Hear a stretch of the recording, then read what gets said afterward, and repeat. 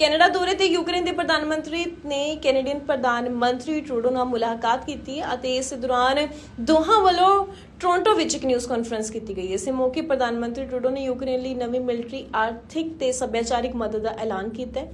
Canada ਵੱਲੋਂ ਐਲਾਨੀ ਗਈ ਮਦਦ ਤਹਿਤ ਹਜ਼ਾਰਾਂ ਦੀ ਗਿਣਤੀ ਵਿੱਚ ਰਾਈਫਲਾਂ, ਦਰਜਨਾਂ ਮਸ਼ੀਨ ਗਨਜ਼ ਤੇ ਵੱਡੀ ਗਿਣਤੀ ਵਿੱਚ ਗੋਲੀ ਸਿੱਕਾ ਯੂਕਰੇਨ ਨੂੰ ਮੁਹੱਈਆ ਕਰਵਾਈਆਂ ਜਾਣਗੀਆਂ। For more than a year now, Canada has been helping Ukrainians defend themselves by sending military assistance, including tanks and armored vehicles, ammunition, weapons, and other equipment. Today, we're announcing we'll be sending even more weapons. Sourced from Colt Canada, we'll be sending 21,000 assault rifles, 38 machine guns, and over 2.4 million rounds of ammunition. This will help the armed forces of Ukraine continue to defend their freedom and fight for Ukraine's territorial integrity. Something Prime Minister Shmyhal and I discussed today was also the financial situation of his country and the efforts to rebuild Ukraine. To support essential services, including pension payments, purchasing fuel, and restoring damaged energy infrastructure, Canada has now disbursed a $2.4 billion loan announced in our budget 2023. Another thing that will continue to bring our two countries closer is trade. That's why I was so glad to sit down with Dennis and sign a joint declaration on the conclusion of negotiations for the modernization of the Canada-Ukraine Free Trade Agreement.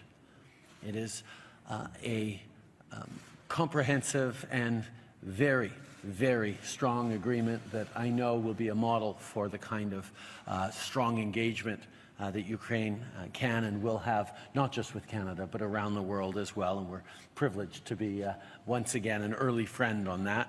We're both deeply committed to implement it as soon as possible.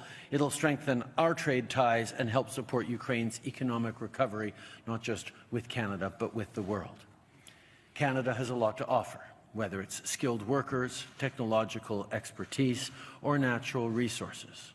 I know that during Prime Minister Shmyhal's visit, the Saskatoon-based company Cameco signed a major supply contract with Energoatom in Ukraine, building on their partnership agreement.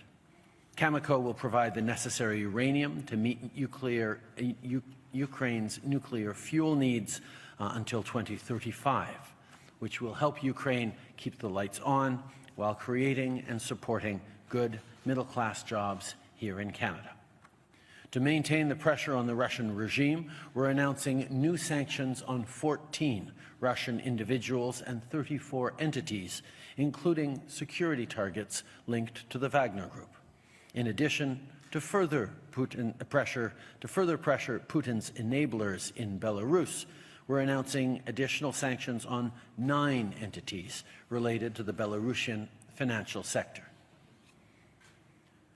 Denis, thank you again for your visit, my friend.